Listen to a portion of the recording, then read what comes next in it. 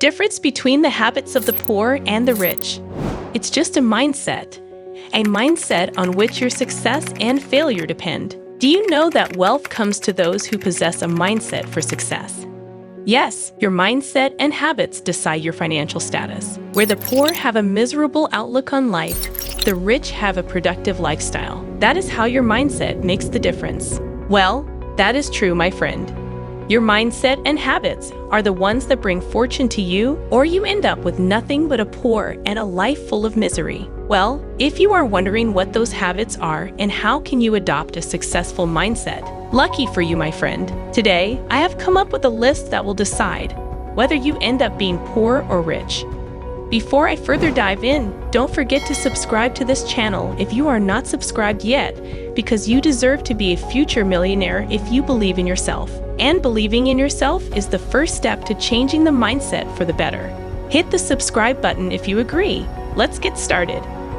Number 1. The poor have liabilities while the rich build assets. This is an interesting difference between the rich and the poor, where the poor keep struggling with their liabilities. The rich-minded people build assets that become life-changing sources of income in the long run. For example, if the poor have $1,000, they will think about the things they can buy with it. Maybe a new mobile phone, a laptop, a motorbike, or any other such purchase that provides temporary relief, also called instant gratification.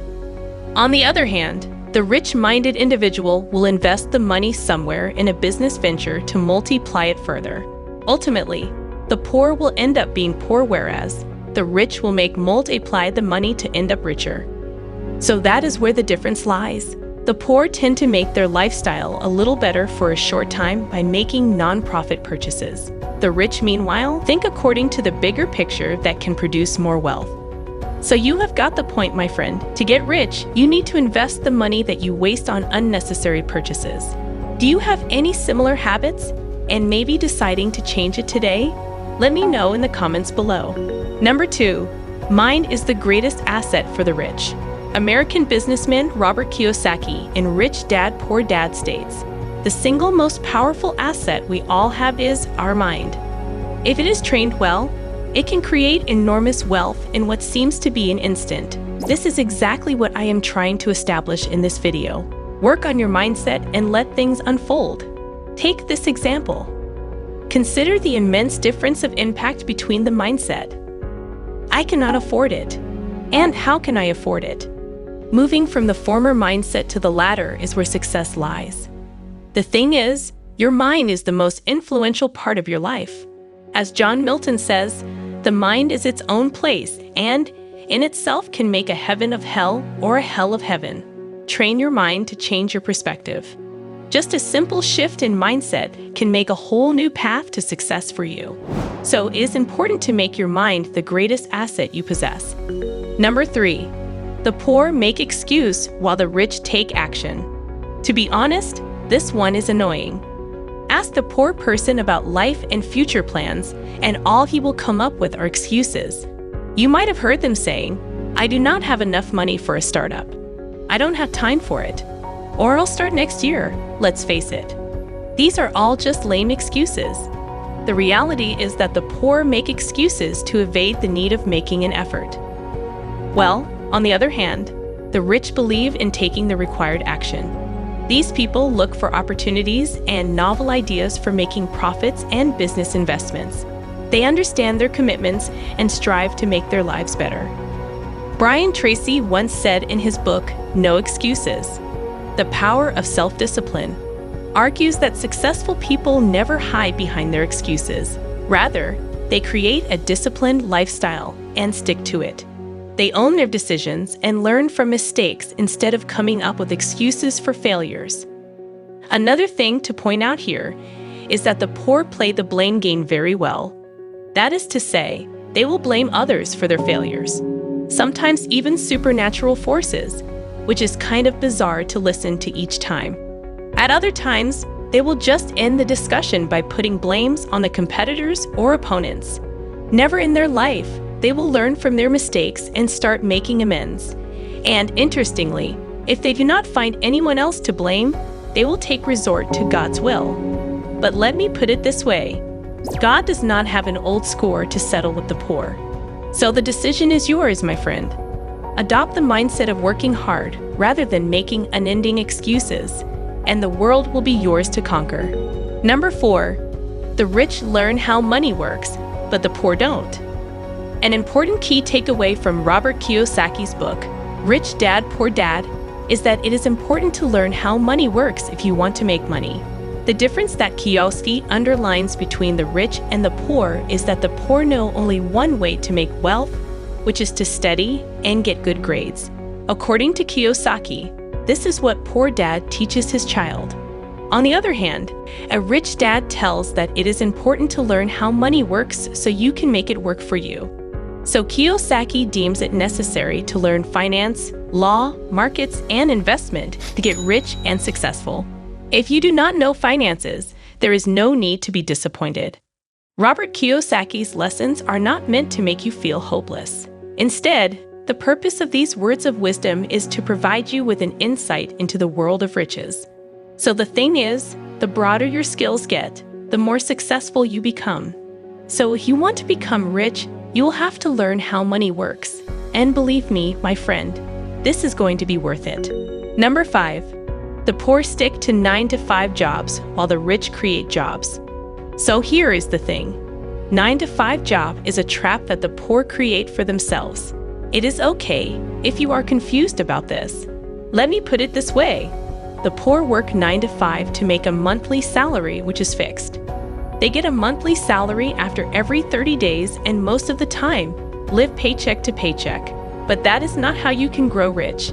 Think about the top richest people on the planet. Elon Musk, Jeff Bezos, Bill Gates, Larry Page, Sergey Brin, and many others. None of them work from 9-to-5 to make wealth. Instead, they are all businessmen.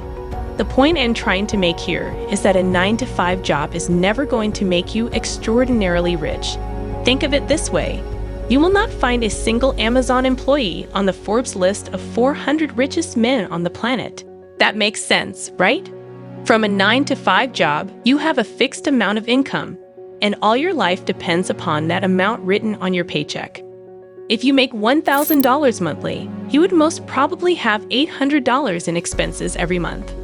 Well, that leaves a little room for savings. So you also have heard the term slave wages.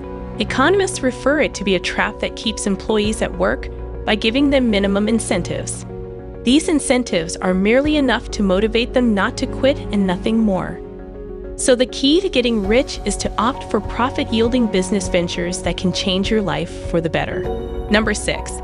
The poor loathe to work hard. This might surprise you, but the poor do not work as hard as it appears. In most cases, they just show up at work, but avoid doing any laborious task. On the other hand, a rich-minded person works hard for his ultimate goals. That is where things change. The rich spend their time on productive tasks without sparing an extra minute on unnecessary distractions. You will see a poor person spending hours on social media watching funny videos. However, you will not be able to point to a single rich person who spends so much time on social media. The poor usually work from 9-to-5 per day or 40 to 48 hours per week. Well, compare this to a rich person's routine. A rich-minded individual works for 70 to 80 hours, which is twofold out of the poor. Consider the example of Elon Musk, the world's richest man who owns $221.5 billion. Elon Musk once told that he works 80 to 100 hours a week. So you see, this is the difference in the mindset of the two types of people. Loathing hard work will not bring you fortunes. If you want to be wealthy, gird up your loins and start working hard for those dreams you talk so much about. That is the only way to achieve anything, my friend. Number 7. The poor are thinkers while the rich are doers. This is one of the starkest differences between the rich and the poor. You might have observed that poor people are procrastinators, which means they like to delay things as much as possible. They cannot commit to doing things at the earliest. Instead, they make long plans before doing anything. The problem is that all they do is make plans. They never stick to those plans, which make their lives miserable. The majority of you will make plans of doing something great, but rarely anyone would take the first step. The poor will keep procrastinating until it is too late. The truth is that procrastination breeds poverty. In fact, procrastination is the biggest cause of poverty. And there is another factor that plays a decisive role in this regard. It is the will to make an effort and to go an extra mile for your dreams. It is surprising that most people never test their limits. Instead, they fall prey to distractions and a lack of motivation. On the other hand, the rich give themselves deadlines and stick to them no matter what. Again, this is the mindset of the people which makes a huge difference. As many books on self-help finance like Think and Grow Rich by Napoleon Hill and The Psychology of Money by Morgan Housel keep reiterating the fact that the biggest hurdle for the poor is their mindset. Number 8. The rich value money and the poor don't. I know this one can be confusing for you, but it is true. You might wonder who else could know the value of money more than the poor, who need it the most. Well, hold on. Let me give you a piece of wisdom from Kiyosaki's Rich Dad, Poor Dad again.